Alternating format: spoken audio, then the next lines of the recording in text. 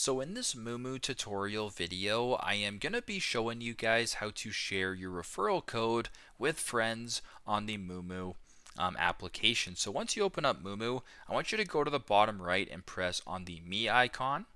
Once you're here, I want you to go to the top to where it says Invite Friends. Now once you're here, if you just scroll down a little bit, you actually have your referral code right here, and you have share to Facebook, Reddit, Instagram, Telegram, X, or whatever. I'm not going to go ahead and do that. So you can simply scroll down. So if I were to go ahead and copy this right here, you actually can copy it. Then you can text it to someone. You can put it on Instagram, whatever the case may be. That is your referral code at your disposal. So very simple, very straightforward, but that is how to share your referral code with friends on Moomoo.